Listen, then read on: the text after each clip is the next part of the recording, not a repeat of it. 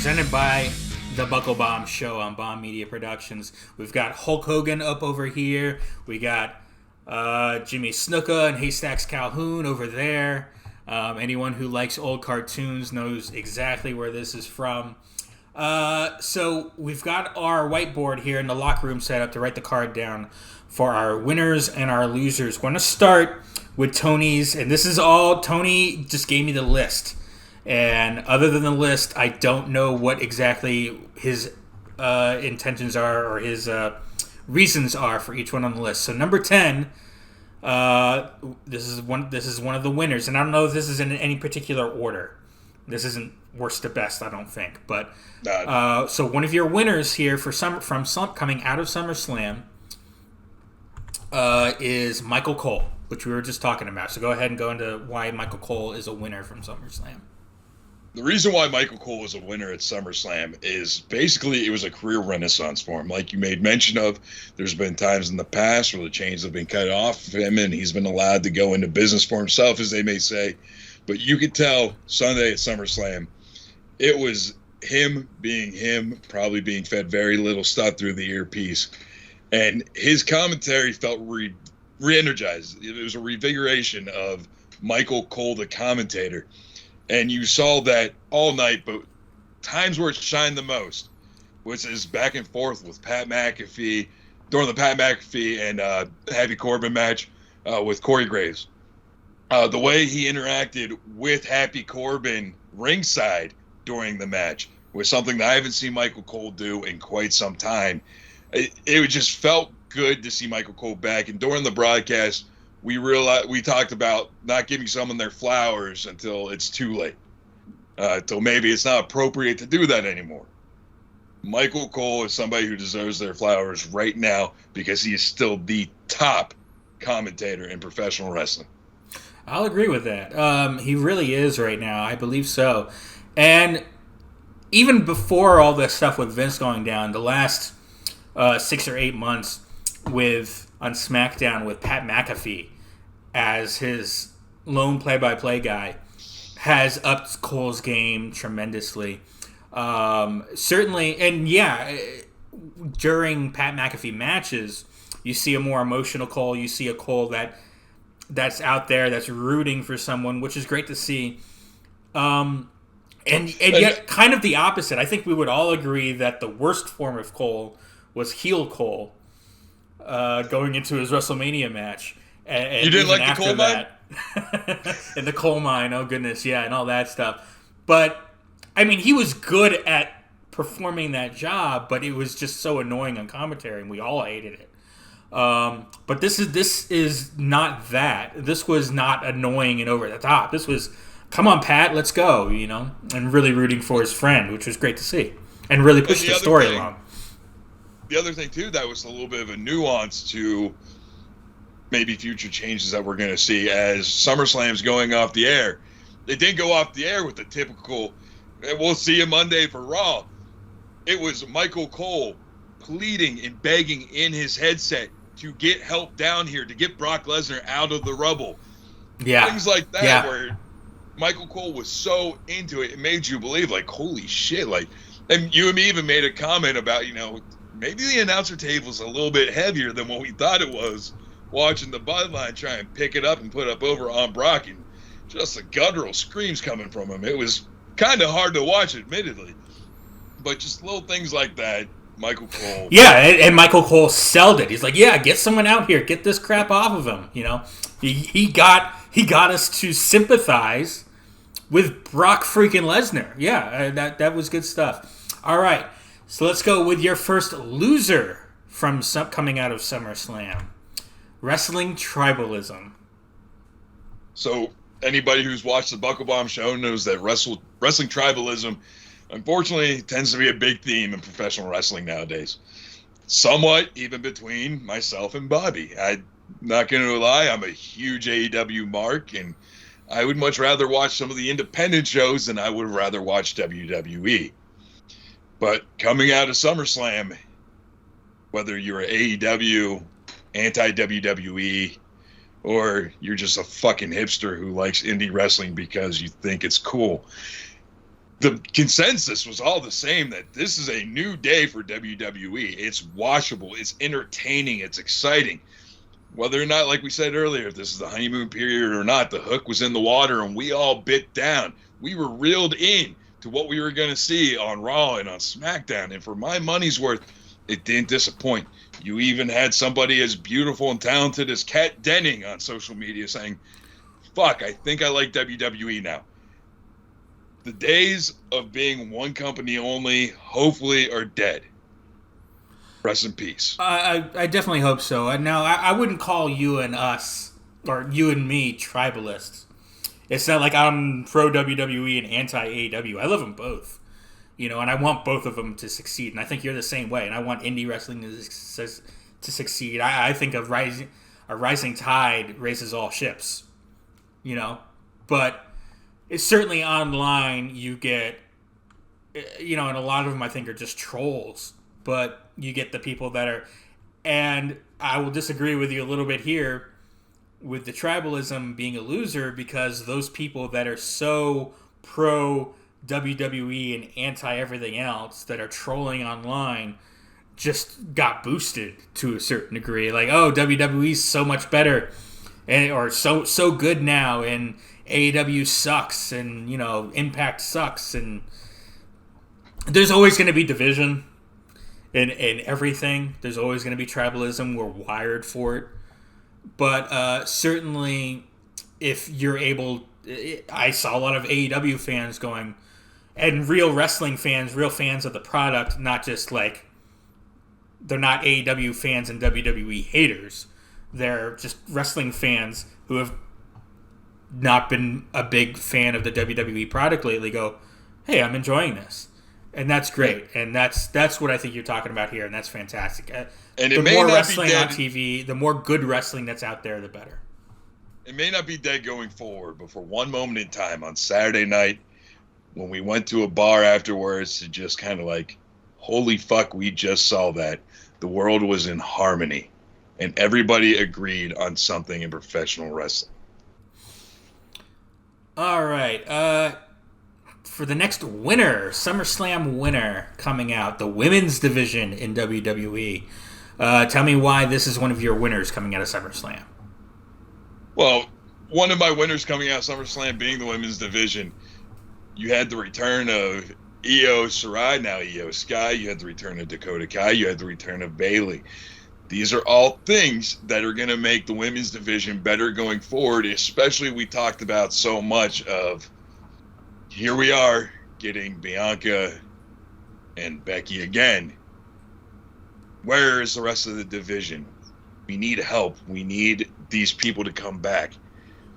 And when you think of the future of the women's division, of everything that's going on SmackDown right now, with your Gigi Dolan, with your Mandy being down there who could potentially come up and be a factor in the story, and, my one and only Nikita Lyons, the women's division's in great hands. I don't know if you noticed or not on SmackDown on Friday night, they announced the tournament for the WWE Women's Tag Team title that is going to start Monday night on Raw. That potentially got the biggest pop of the night from the crowd. Yeah. And now you get the reports of Naomi's coming back and Sasha's coming back. It's exciting times to be hopefully a fan of the women's division. A little aside here, I saw Sasha Mercedes. She's at C2E2 today with a couple of AEW stars, and there's a nice picture of her and Danhausen together, which was fun to see. I love that Danhausen, despite my better judgment. I agree with pretty much everything you said here. I think a major win, WWE's women's division, obviously over the last decade or so, a little less, has just grown exponentially and has gotten so good. And now we're seeing maybe what we talked about, hopefully a heel stable here, a monster heel stable. We can get a lot of heat out of it and really push forward some stories here. So I agree with you there. And another little aside, Tony and I are going to an NXT show live event in Tampa next month. I would find it immensely hilarious if the show before that on SmackDown, out comes Nikita Lyons, and she's been brought up, and now we don't get to see her live. That would break Tony's heart. My soul would be crushed. My spirit would be gone. I would just be mush in my seat. You're going to be mush in your seat anyway, but especially if she is there. All right. Still got Mandy as a number 2, all right? Right, true. All right, and our next loser coming out of SummerSlam, the injury bug. Now tell me what you mean. I didn't know where you're going with this. I didn't know if you meant injuries, the injury bug itself was the loser, or if wrestlers getting injured and were losing. Tell me about this here. What I mean by this is the injury bug unfortunately struck again during SummerSlam at a crucial time when Becky was going to be needed going forward. She obviously is going back to a face character. She had changed her Twitter name to The Man. She's back to The Man officially again.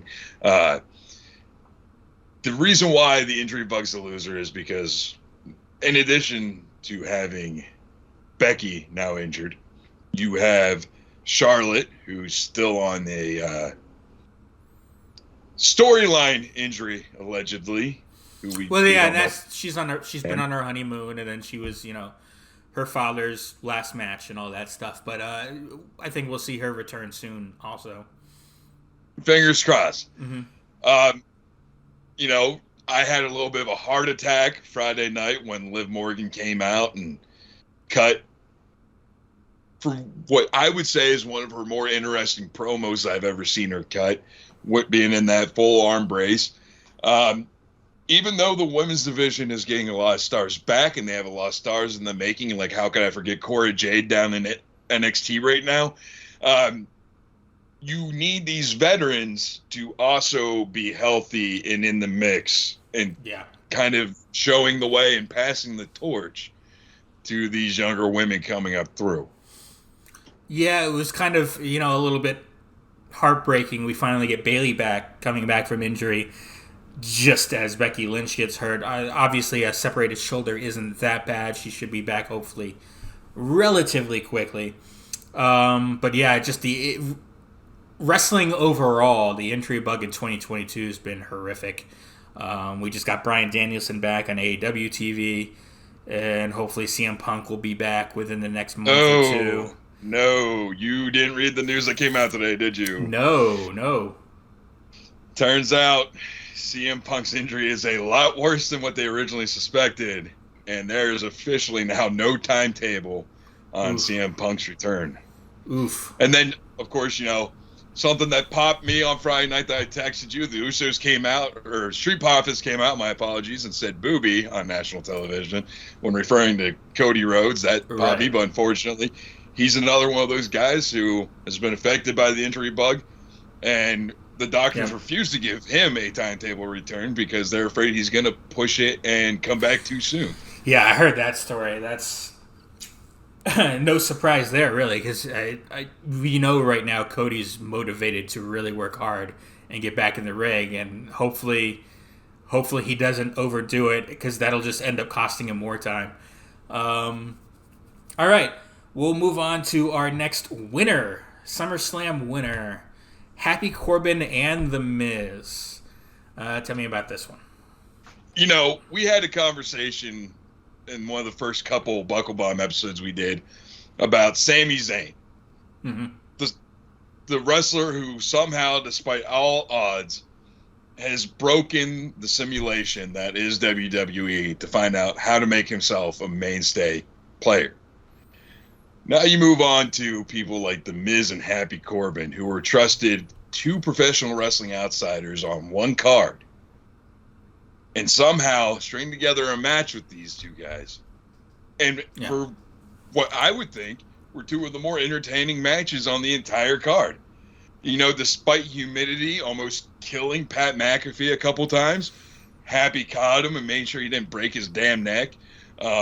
you had The Miz make Logan Paul look like he could potentially be a contender for at least a United States championship someday. I mean, those two guys, they may not always be in the world title picture, but with those two matches on Saturday, it showed why those two guys are crucial to the blueprint fabric that is WWE. Corbin and Miz are always going to be high up on the card because they're great hands. Now, Corbin, I think you could see make a push for the world title someday. He's still relatively younger and newer to the biz. The Miz is... He's a guy who, over the last decade, maybe you could argue that WrestleMania 27 run, maybe that shouldn't have been him, maybe that should have been Punk, or maybe that should have been someone else. But,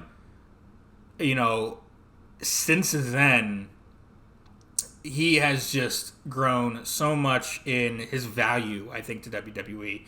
And that's not necessarily as a world champion, but that's as a guy who, you can throw in a Logan Paul or any celebrity, and he's going to make it work. Not to mention when he actually gets to wrestle another wrestler. So, and he's just fantastic on the mic. You're always going to have good segments, or at least entertaining segments with him. That's going to push the story forward. I can't talk today. But Happy Corbin, I think, is the same. He does his role well, and he's been saddled with this Happy Corbin gimmick and Sad Corbin before that, and we've razzed on that a little bit. But hey, it worked. It worked with the Madcap Moss storyline going into WrestleMania and WrestleMania Backlash. I think that ended up becoming something that we didn't think we were razzing on, but became kind of entertaining for us. And, hopefully Madcap Moss can spin off into something better from that. I agree. They're really two guys that are always going to be near the top of the card, and they just come out of this looking good too. Now, before we move on, I do want to point something out that's sitting here I just thought of. I think we're going to see more of a push for Baron Corbin in the future, because now that I think about it, Baron Corbin was a Triple H creation in NXT. Could we potentially see the push of a resurging Baron Corbin? I certainly hope so. Are you talking about I don't think he's going to grow his hair back out, but are you talking about like putting him back in tights and... we let him do what he wants to do. Obviously, we're focusing right now on hopefully a lot of the wrestlers getting more freedoms and more creative for themselves. However, we all know the reasoning why Sad Corbin happened and why a lot of things with Corbin has happened is just because it was all punishment from Vince. Making him wrestle without a shirt because he was a little flabby. A lot of this stuff's been well documented with Corbin's changes over the last couple years within WWE. So maybe it's going to be a new day for him as well now that Triple H is in control of creative. Maybe. I always like to go forward. I don't like to go backwards through gimmicks. So I'm not saying the name Baron couldn't come back, but I would like to see Corbin move forward, get beyond the Happy gimmick, certainly, but move forward with something else, become a little more, he's really good at the sort of, despite him actually being a pretty big guy, he's really good at being the chicken shit heel. So, I don't know how much you're going to move forward into him being a badass again, but, we'll see. We'll see. I certainly want him to get away a little more from that, just the gimmicky character and go more for a different kind of heel. We'll see what happens there. Up next, number 5, our next SummerSlam loser, AEW and Tony Khan. We were just talking about tribalism. I said a rising tide raises all ships. How are they losers here? So, what I mean by losers, and I don't mean AEW's done for. I don't mean that nobody's going to care about AEW anymore. But what I do mean going forward, and I don't know if you've noticed this or not this week, but a lot of the dirt sheets and a lot of other YouTube content that's made about professional wrestling every week, myself personally, I'm a huge fan of Wrestle Talk. They didn't really focus a whole lot on AEW this week. Yeah. Saturday night, you had Battle of the Belts 3. Maybe because you didn't have an FTR on there, it wasn't really talked about a whole lot. I couldn't find a review for it to save my life. Couldn't find a review for Rampage to save my life. It was hard to find much about Dynamite. Fortunately, I only missed the first hour of it due to the craziness that's been my life this week.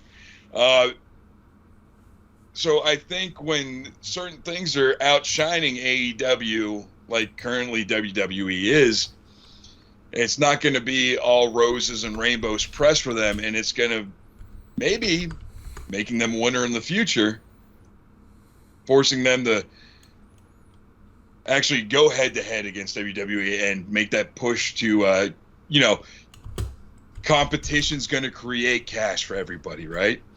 So right now you have AEW coming off of what critically was the 4 best pay-per-view run in a row for any company in the last few years against a new guard of SummerSlam that actually rivaled, in my opinion, any AEW pay-per-view from the last year. So what I meant by them losers coming out is the fact that streak of them having the best pay-per-views and Tony Khan being the innovator of pro wrestling and all this stuff that you hear everybody brag on and on about came to an end. Now how they're going to persevere and push forward in the future, it's going to make it really interesting. Yeah, I think you're right. A lot of the news has been very WWE focused. This show that we're doing, and we haven't been talking about a whole lot, so there's a whole lot of WWE news for us to catch up on. But, we're not having a whole lot of AEW talk on this show. So they're kind of not as visible right now. But I do think long term, this is good for everyone. And I think you mentioned that too. The more people are watching wrestling, the more wrestling as a whole is just going to go up and get better. All right. Our next winner coming out of SummerSlam, wrestling history. What do you mean by this one? So during the SummerSlam broadcast, they made mention to the Hardy Boys. They made mention to the damn Hardy Boys during a match where it used to be where if wrestlers that Vince McMahon saw were his creations were no longer with the company, they were dead to him. You didn't talk about that, right? You had the history of the United States Championship on full display, even showing the NWA United States Championship belt. You had mentions the Big Boss Man slide. There were a lot of things that used to be big taboos and big no-nos being discussed by WWE. It was absolutely beautiful how they weren't handcuffed to just talk about WWE's history. If there is something in WWE that is now a mainstay in WWE, they weren't afraid to talk about things that they did prior to coming into WWE. We're seeing a lot of amazing stuff that is good for the preservation of wrestling history. I won't disagree with any of that. Wrestling history, that's what got me back into WWE, into wrestling as a whole, was I'd lapsed as a fan, and I didn't start watching again until the Punk Pipe Bomb promo in Vegas in 2011. I heard about that. I'm like, what's going on here? And it got such a buzz, and I came back. And I started watching wrestling again here and there, and more and more and more. I'm getting to know, all these different wrestlers that I didn't really know all that well. But another thing I started doing was there was a show called Legends of Wrestling that the WWE produced for their 24/7 on-demand network at the time. And every episode, by the way, is on Peacock or the network right now. And it's great. It's just a round table, and there's a subject, and they just riff and tell stories. And it goes a lot into the history of wrestling. I started learning about the history then, and I went back and I started learning more about myself and watching more. And of course, the network was a huge boon to that with all the video libraries that WWE owns and was able to put on the network. And so I was able to go back and watch stuff. And will be really helpful, by the way, for the next card we do next week. But I agree. Wrestling history means a lot to me, and I think it was a win too. All right, the next loser here, coming out of SummerSlam, was quote sports entertainment. What do you? I think I know what you mean by this one. I kind of disagree, but go ahead and tell me what you mean by this. Well, going forward, we're going to see what you think after I change your mind. Coming out of SummerSlam, it seemed like the term sports entertainment was dead. Like we mentioned earlier, Vince's Book of Forbidden Words seems to be gone. They're actually acknowledging professional wrestling again. This week on Raw and SmackDown, there's a lot less talk and a whole lot more action. Wrestling was the focal point of the two main shows for WWE. The having to sit back and actually cut like long, in-depth promos, that's still a place needed for that. We saw that with the main event of SmackDown this week being promos cut by not only Roman Reigns, you got to let Drew McIntyre say his piece, ultimately interrupted by wrestling, in a way, violent breakup, I guess you could say. But just, I feel like the loser coming out of this is sports entertainment, as entertainment's just going to be promos, and we're not going to focus as much on in-ring action. And I think those days are fortunately gone. I think, look, sports entertainment was a term coined by Vince just to try and appeal to a broader base of advertisers and to try to make the WWF/WWE a more marketable product. Because wrestling has always had a stigma to it. And of course, it's become this point of contention among fandom, wrestling versus sports entertainment. Because Vince made this divide, so fans went and ran with it. And no, I love wrestling, and sports entertainment is too goofy and over the top. But we also have to deal with the fact that kayfabe is, for all intents and purposes, dead in the modern age. We don't have to,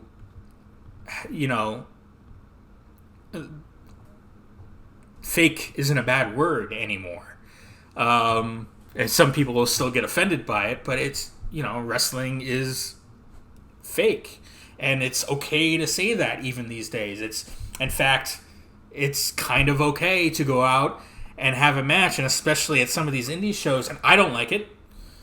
Personally, it's not my style of wrestling, but it's big these days where, someone's basically not making fun of wrestling, but they're basically within the context of the story of the match, openly admitting that wrestling's kind of is a show, and they're putting on a show, and, wrestlers like Orange Cassidy have done that, and, and that's why I'm not a big fan of that. Danhausen, things like that, where they're very much displayed open. Hey, this is just a show. We're putting on a show. We're hoping to entertain you, as opposed to a wrestling contest. That's kind of dead, and there's not really any way to get back to old school wrestling, because it's really difficult, especially when you have a 3-hour show, to convince someone that this is all real. And so you have to have more entertainment and showy spots, and to try and keep people entertained through 3 hours and keep their attention in the modern ADHD era. So sports entertainment is always going to be a part of wrestling. It is wrestling. It is modern day wrestling. So, but I hear what you're saying as well. The term might start to die out a little bit more, but because especially I think wrestling as a whole has lost a lot of its stigma. So you don't need to rebrand it as something else, which was the idea that, Vince had originally. It was more about branding. And I mean, We got rest holds back, brother. We got rest holds back. Rest holds back. Rest holds were never a thing. Rest holds are a fan invention. But that's a different story. People would take a hold and they're selling spots and they're figuring out what they're doing later in the match, and people who didn't know any better would they're resting, they're taking a moment, one of them's blown up and they're going into a rest hold. And not to say that that didn't sometimes happen, but it didn't even have a name for it. At least this is all according to what Cornette has said on his podcast, but. Well, with that being said, I'm just going to curse you for bringing up Orange Cassidy and refusing to see the genius that is the Crush, man. But whatever. Look, and look, it's not my thing. I don't like that in my professional wrestling. But that proves my point. That's sports entertainment. But we live in a world where wrestling is openly entertainment. So even though I don't like it, that kind of stuff can sometimes get over. Look at the frickin', we had wrestlers selling for a dick claw a few years ago, right? So it was a dick suplex. A dick suplex, excuse me. A dick suplex for short. Yeah, and that's absolutely over the top, ridiculous. But it sold out some bingo halls and got it sold out some. It was a big thing on the independents for a little while. That move. Yeah, you had a legend like Thunder Juice and Liger lead a train of dudes with thumbs up each other's asses around the ring, and then butt pucker flipping them. I don't know how you want to call it that, but whatever. Subjectiveness, brother. Subjectiveness. Absolutely. All right, we'll move on. We'll move on to our top winner coming out of SummerSlam, WWE merchandise sales. Tell me your reasoning for this. All right.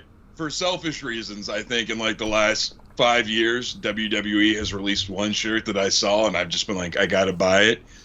And that's just the Arcade Bro 420 says I just smoked your ass shirt, because that's ironically hilarious given the drug procedures that were allegedly in place backstage in WWE. But my God, so SummerSlam, every new shirt that they showed on TV, I was talking to Bobby about doing a live stream. Like, damn, I want to buy that. The Los Mysterio shirt that was a tribute to the old Latino Heat, Eddie Guerrero, with them both wearing the LWO shirts. The damn Edge return shirt that looks like something from the Blackcraft Cult days. Just everything they came out with looked absolutely incredible. I don't know if they have somebody new on the merchandise side. I don't know if, with Vince McMahon's input being gone from the merchandise sales, it usually wasn't, from what I understand, it usually wasn't Vince didn't really have a whole lot to do with merch. It was the wrestler would, throw out some ideas, and they'd put ideas together, the merchandising department. And the wrestler was the one that would go, yeah, I like that. No, that, let's fix that a little bit here. And obviously it all had to go through channels and be approved. But certainly you saw a shift even before Vince left with the 420 shirt.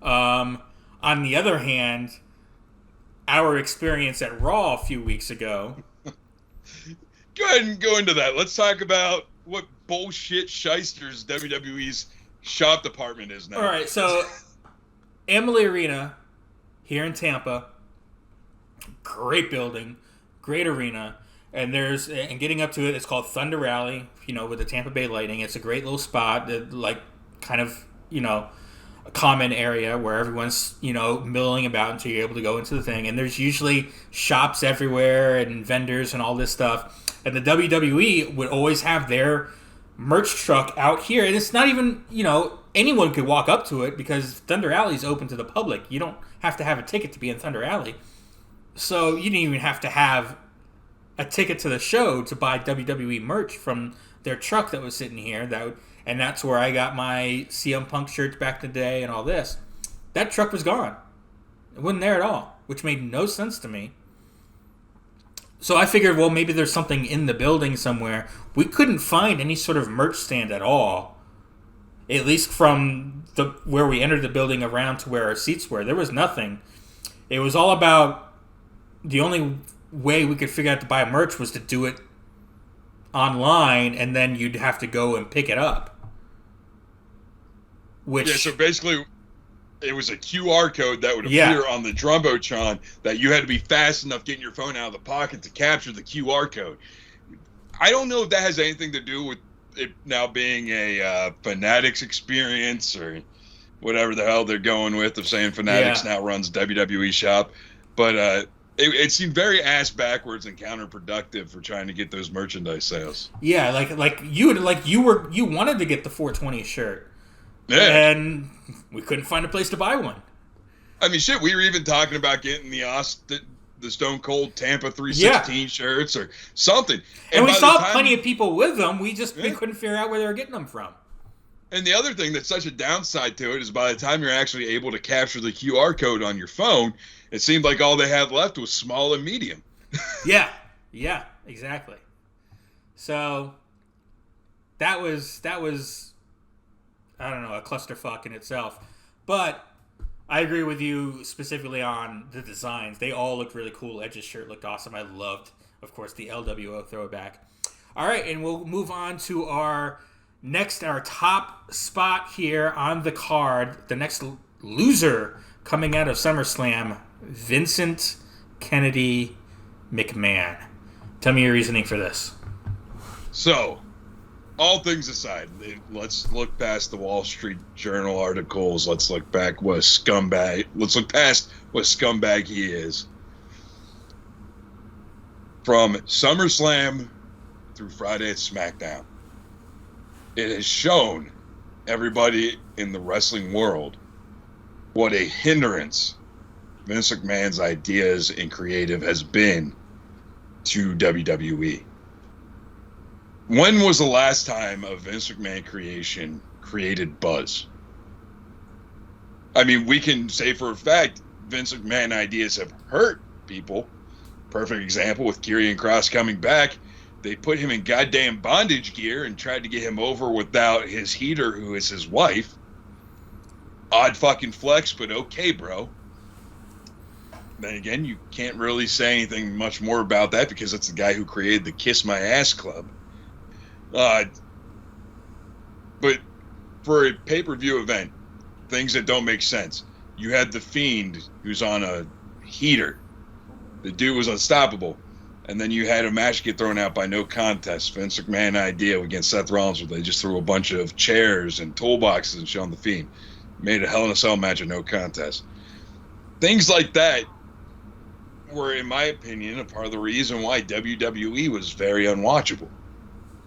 And now that we're seeing what the world looks like without Vince McMahon influence, and again, this could be allegedly without influence, although it does feel a lot different than what it ever has.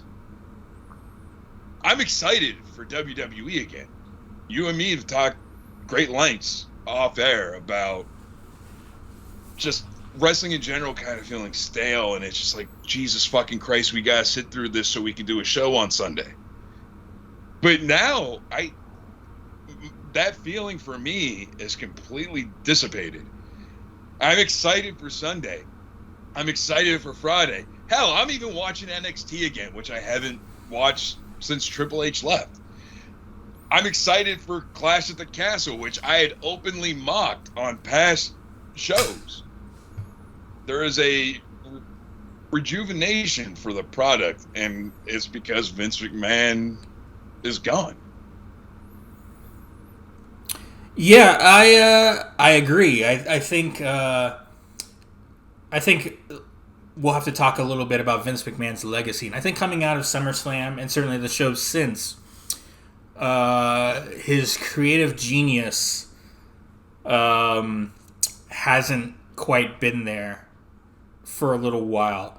I still think he probably was good at, and people would still talk about this, how they would come up with an idea for a story and they was moving along, and Vince would find this one little thing and tweak it, and it would go from a good story to a great story.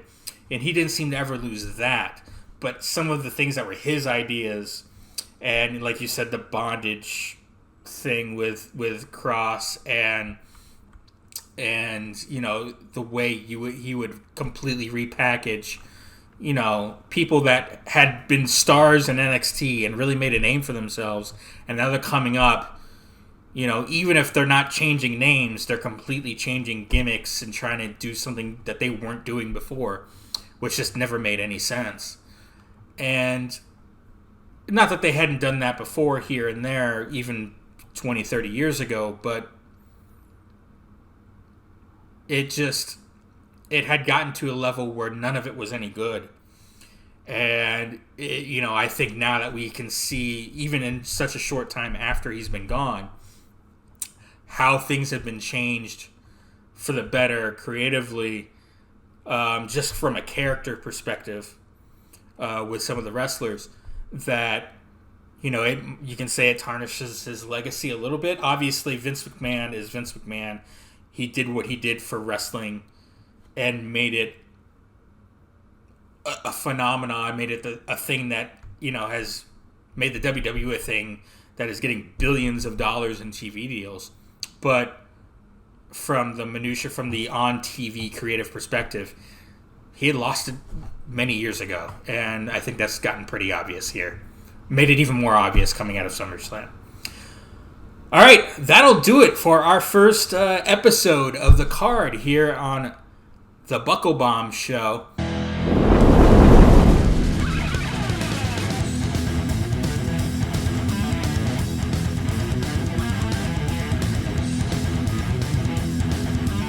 The preceding announcement has been paid for by Bomb Media Production.